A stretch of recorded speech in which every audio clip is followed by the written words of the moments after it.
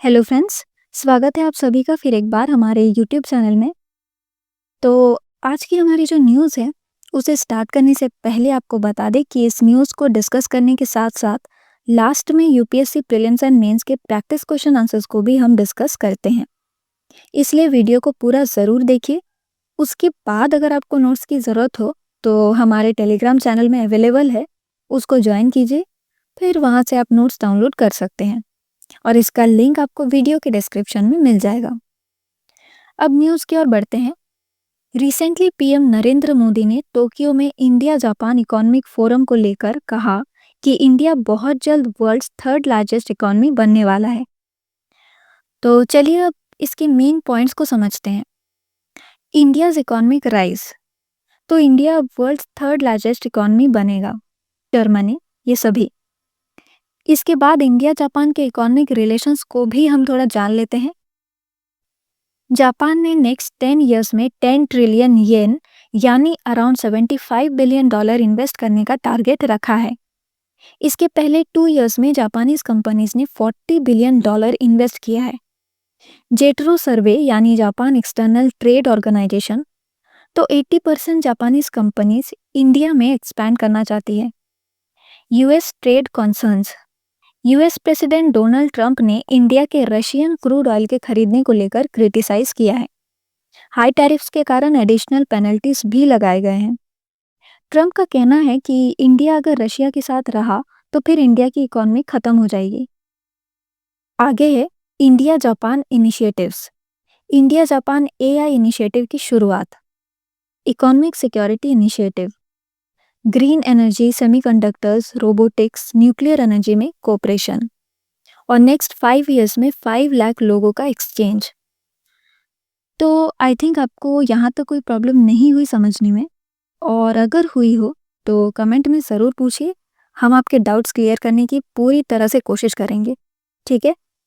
तो चलिए अब आगे प्रीलिम्स के क्वेश्चन आंसर्स को स्टार्ट करते हैं। फर्स्ट क्वेश्चन है, जेटरो के बारे में क्या सही है? इसमें आपको वही बताना होगा। तो इसमें 1 एंड 2 यानी ऑप्शन ए यहाँ पर करेक्ट है। Next question, recently India Japan economic forum को लेकर न्यूज़ में देखा गया है, तो इसके क्या रीजंस हो सकते हैं? एंड इसमें आंसर है D, all of the above, यानी कि इसमें सभी सही है। नेक्स्ट, इकोनॉमिक सिक्योरिटी इनिशिएटिव इसे इंडिया ने किस देश के साथ शुरू किया है? तो वो आंसर है option B, Japan. Next, India को थर्ड लार्जेस्ट इकोनॉमी बनाने में कौन सा ऑप्शन इनमें से करेक्ट है? और वो ऑप्शन है D, all of the above. अभी मेंस के क्वेश्चन आंसर्स भी कर लेते हैं। तो फर्स्ट क्वेश्चन है कि इंडिया थर्ड लार्जेस्ट इकोनॉमी बनने में इंडिया जापान रिलेशंस का रोल क्या है? वो यहाँ पर आपको समझाना होगा।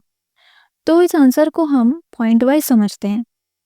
Japanese investment and FDI. Next point है green energy, AI, semiconductor cooperation, supply chain resilience और critical minerals, people to people exchanges और इंडिया का इकोनॉमिक ग्रोथ में योगदान। नेक्स्ट पूछा गया है कि इंडिया यूएस ट्रेड टेंशंस के अकॉर्डिंग बताइए कि एनर्जी सिक्योरिटी और फॉरेन पॉलिसी इंडिया की इकोनॉमिक ग्रोथ को किस तरह प्रभावित करती है?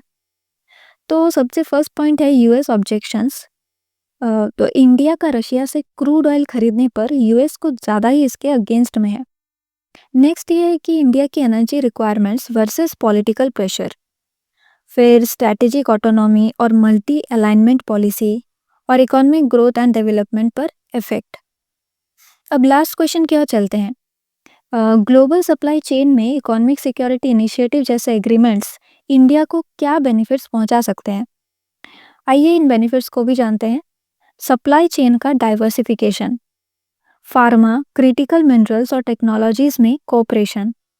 इसके बाद है चाइना प्लस वन स्ट्रैटेजी का सपोर्ट। फिर है आत्मनिर्भर भारत और मेक इन इंडिया को बूस्ट करना। तो फ्रेंड्स, ये मेंस के कुछ शॉर्ट टाइप आंसर्स थे।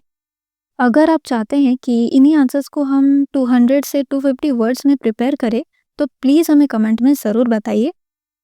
तब तक के लिए मिलते हैं आपसे नेक्स्ट वीडियो में।